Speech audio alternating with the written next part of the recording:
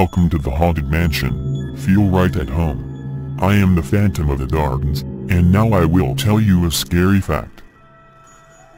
The Carries had spent months searching for an apartment in the city. After sleeping on friends' floors from July through the beginning of September, they were ready to have a home of their own. Their friends had been more than welcoming, but the search was growing tiresome. "Hon," said Owen from the couch one night as he scrolled through the online listings once more. "Hon, there's one in Lakeview." "Oh wait, never mind."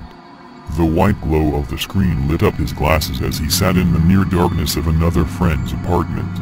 "Owen, let's go to bed," said Ma from the doorway. She looked endearingly at her husband and sighed with a sympathetic smile. "Come on, you've been looking for hours." She crossed the wooden floor to sit on the couch by him. The old boards creaked beneath her bare feet. Ma put her chin on Owen's shoulder, but his eyes remained on the screen. "Just one more," he muttered, half to her and half to himself. "Ma, what do you think of this one in wicker? It looks really good on here, but..." His voice trailed off as he scanned the glowing page. His eyes were sore. "But the price, that can't be right." His thick brows elevated. "That looks nice. Oh, come, let's go to bed." She reached across his lap and slowly pulled the top of the screen closed. "All right," said Owen. "That last one looked really good. Let's check it out tomorrow." "Oh, I have that thing with Beth tomorrow, but you go look at it for us." Then, almost to herself, she added, "Hope I don't have that dream again tonight." They rose to walk to the guest room. Owen rubbed his tight neck. He didn't realize he had been hunched over so long. Owen and Mal had moved to Chicago 4 months after they were married. Both were from Arizona, he from Flagstaff and she from Phoenix. Their wedding was beautiful and lush. They were beautiful. They had moved to Chicago so his web design business could finally get off the ground, and she could connect with the fitness community in Chicago. Mallory was a marathoner. She was the fastest female at Phoenix U, but nowadays it was a hobby. For a brief time before meeting Owen, she had tried to launch her own line of snacks for runners that replaced electrolytes and boosted energy called Mallory's Calories. When the idea failed, she went by Mal. The next day, Owen and his friend David drove to Wicker Park to look at the house. It was situated just several blocks north of 6 Points, Wicker's central hub, in a beautiful lane lined with green trees and brick sidewalks. Every house appeared to have been designed by a different architect, providing an eclectic appearance of a giant mosaic. The house was on the center of the block, edged on one side by a very postmodern glass house, and a tall brown brick home on the other. The house itself was nice enough. It boasted no spectacular features compared to the rest on the block, but it was beautiful in its own humble respect. Whitewashed wood paneling fronted it, with green trim and a red brick base. "Wow," said Owen, looking over the building the way a child stands before a bakery window with his finger on his lip. "I seriously can't figure out why the price is so low." Dave had accompanied Owen on a number of house hunts since he had arrived in the city. "Let's look at the inside," he sighed. "Maybe that'll explain it."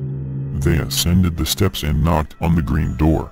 Getting a closer view of the house only made it more appealing to Owen. A relatively well-kept garden sat just below the front windows on either side of the front porch, where a smattering of colorful flowers were in full late summer bloom. The door opened and a woman in her northern 60s appeared behind it. She smiled gently as her bright green eyes smiled up at the men. "You must be Owen," she said, extending a small shriveled hand. Her skin was soft and cool, and when she smiled, her lips dug deep into her cheeks. She told them her name was Ava. "Please, come in," she said, stepping back from the door and opening it wider. "Oh, thank you," said Owen. "Can I get you anything?" She tossed over her shoulder as she walked back toward the kitchen. "No ma'am, we're fine," he called back as they entered, scanning the interior of the house. It was small enough to be cozy and large enough to host get-togethers. Dave and Owen both took turns throwing out courteous questions to show their interest, but Owen had made up his mind. The worn white walls and hardwood flooring added character, and the location was ideal. "It's all so great," said Owen after Ava had shown them throughout the entire building. "But if I may ask, is there a reason the price is so low? I mean..." Ava looked at the ground and for a moment, her warm demeanor dropped. Half a second later, she looked back up and smiled wearily. Her eyes suddenly seemed like they were a foot inside her head as she spoke through the forced grin. "No reason," she nearly whispered, pushing her well-worn dimples back into her cheeks. And after a moment, "I'm just ready to move on, get somewhere quieter. Out of the city." She turned and walked back to the kitchen. "Please, look around all you want, gentlemen," she called back through the door. The next day, Owen parked the car in the nearest spot he could find, 2 blocks away, and he and Mal walked to the house. He hopped alongside her, still reeling with disbelief that he had finally found their home. They were 3 houses away when Mal's pace slowed. When Owen looked at her, her eyes were wide and her feet were dragging. "Mal?" he said, "Everything alright?" She paused for a moment. "Oh, this may sound crazy, but you have to believe me." He nodded, encouraging her to go on, thoroughly confused. "You know that dream I've been telling you about? The one I have every couple nights?" "Yeah." He wished he had listened better when she had described it. "I think this is the street from my dream. I know it sounds crazy, oh, but I've seen this street before. Exactly like this, as it is today. Sometimes it's night, but also like this."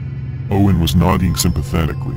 "And I always walk up to that house over there." Owen froze. She was pointing to the house. "Their house. What happens then?" he asked. "Well, I knock on the door, and then wait. Right when the door begins to open, I wake up." Owen felt his neck tense again. He tried to brush off the whole thing, hoping it was mere coincidence. They knocked and Ava answered with a big, wrinkled smile. "You must be Mal," she cried, reaching up to embrace her. Ava and Owen walked Mal through the whole house, Owen showing her every unique feature and special corner of the building. By the end of the tour, Mal had nearly forgotten her dream and had been swept away by the whimsical interior of the property. On the drive home, Mal asked why the price was so low. "That's exactly what I asked her," replied Owen. "I guess it's just her time to move on and she's in kind of a rush to get out of the city." He chuckled. "I guess at that age, you need to make decisions a bit quicker." His wife elbowed him while he drove. The next weekend they moved in. By the first night, boxes littered every room and their bed was a queen-sized mattress lying on the ground. They were exhausted. Mal went to the bedroom while Owen got some work done on the computer. He had already made a few connections in the city, and business was quickly picking up. He was good at what he did. About an hour later, there was a knock at the door. Owen looked at the clock in the corner of the screen and shook his head. It was almost 11. Muttering under his breath, he pushed himself up onto his feet and walked to the door, fidgeted with the locks. When he got it open, he looked out on the porch and no one was there. He leaned out the doorway and looked up and down the street. He shook his head and closed the door. "Kids," he muttered to himself. And then, old lady couldn't take a joke. The next morning Owen told Mal about the pranking. "It's no big deal," she said, smiling and smacking his arm. "They're just welcoming the new people. We're like the new kids. We'll meet them soon and it won't happen again. Lighten up." She laughed. Mal finished her breakfast and left for an interview with Jim only a few blocks from the house. The next few days blurred together as the two of them unpacked their belongings and filled in the barren places in the house. Mal got the job and Owen began catching cabs down to the Loop several days a week for meetings with new clients. 2 weeks later, they were asleep when there was another knock on the door. Neither one stirred for a moment until the knock came again, louder. "I'll get it," slurred Mal as she threw her long legs off the bed and stood up. After dressing, she shuffled to the door and looked outside. No one was there. Mal froze as she fully woke up and remembered.